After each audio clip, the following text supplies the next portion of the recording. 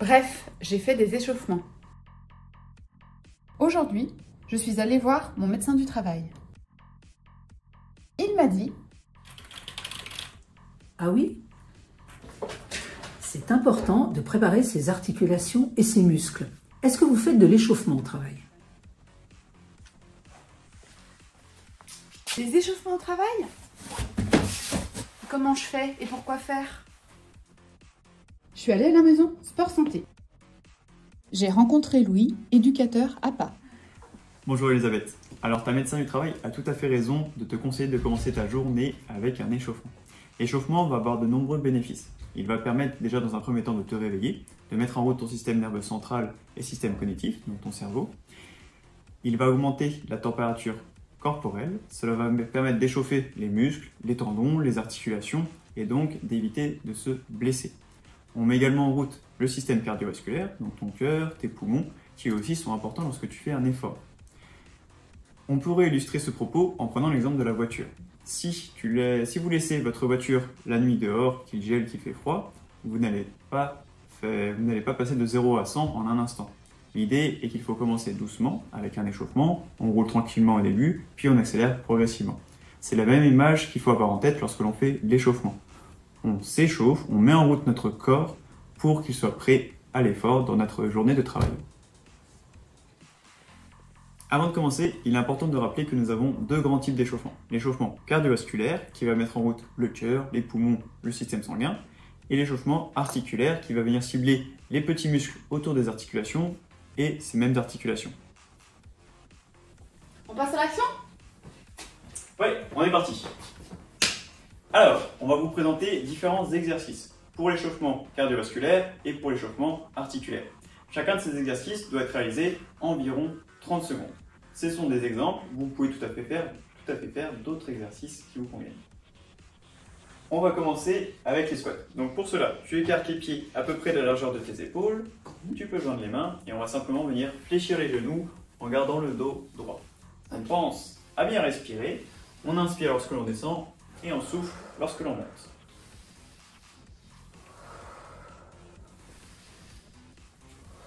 Alors, si les personnes ont mal aux genoux et n'arrivent pas par exemple à faire des squats, on peut faire aussi des jumping jacks adaptés.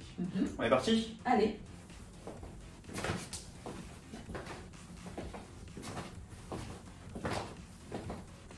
Un dernier exemple, ce sont tout simplement les levées de genoux. Donc on va venir monter un genou et le bras opposé en même temps. On pense toujours à sa respiration. Vous pouvez commencer doucement et augmenter progressivement l'intensité de l'exercice, donc en allant de plus en plus vite.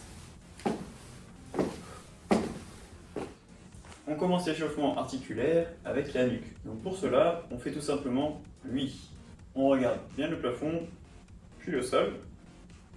À nouveau pendant environ 30 secondes, puis on passe au non. Donc on fait une rotation latérale avec notre nuque.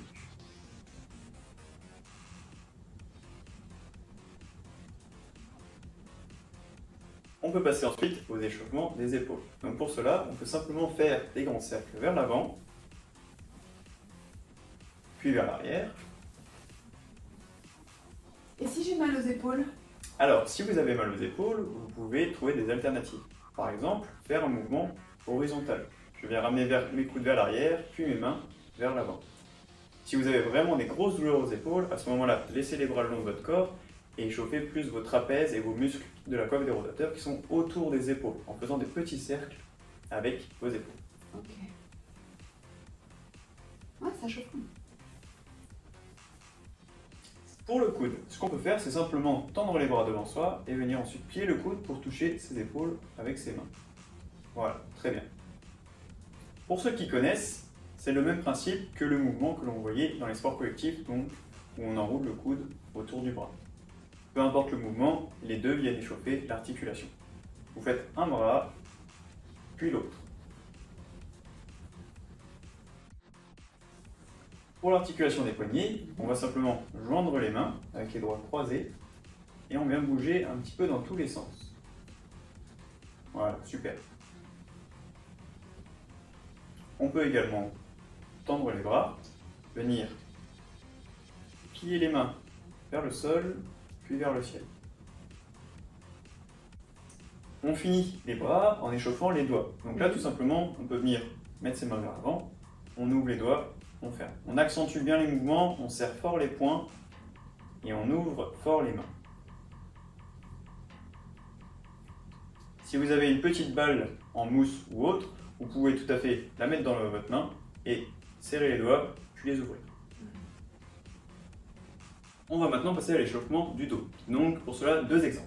Le premier, on va venir tendre les bras devant soi, comme si on voulait agripper une corde, et on vient tirer en arrière. On essaye vraiment de rapprocher ses épaules l'une de l'autre. On revient et on recommence à nouveau environ 30 secondes. Ça, c'est plutôt pour les muscles du haut du dos. Ensuite, pour le bas du dos, Elisabeth, on va passer à un mouvement qui s'apparente à du deadlift, si jamais vous faites de la musculation. Donc on déverrouille très légèrement les genoux, et ensuite on va descendre sans fléchir les jambes. Donc c'est vraiment le dos qui se penche en restant droit. C'est au niveau du bassin que le mouvement se fait. On vient échauffer donc plutôt la région des lombaires, le bas du dos. Vas-y Elisabeth. Voilà.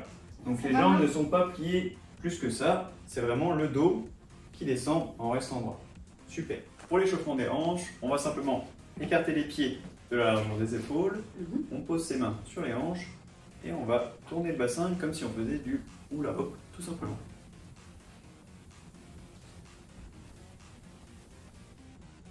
Pour l'échauffement des genoux, on va refaire des squats si vous le souhaitez. Donc à nouveau, les pieds écartés de la largeur des épaules, je joins les mains et je viens descendre en gardant le dos droit.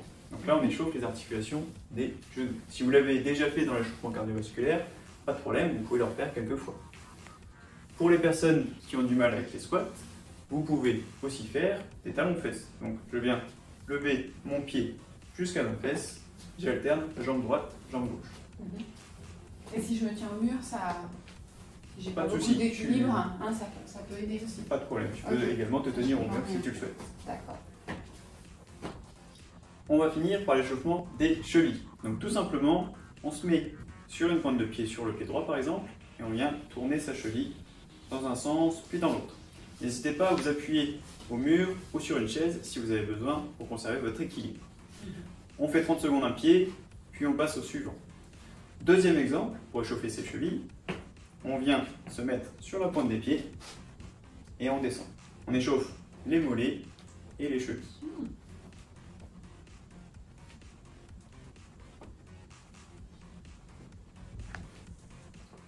Quelques petits conseils pour les échauffements. Si vous avez des douleurs, pensez à adapter les exercices. L'échauffement peut être réalisé une fois à la prise de poste en début de journée, mais également après la pause déjeuner, car vous allez vous refroidir pendant que vous êtes en train de manger. Enfin, n'hésitez pas à solliciter votre équipe. Vous pouvez faire un échauffement en groupe avec votre équipe de travail.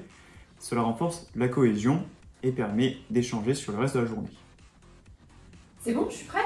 Oui Elisabeth, en 5 minutes, tu es échauffée, réveillée et tu as moins de risque de te blesser. Allez, bonne journée de travail! Merci!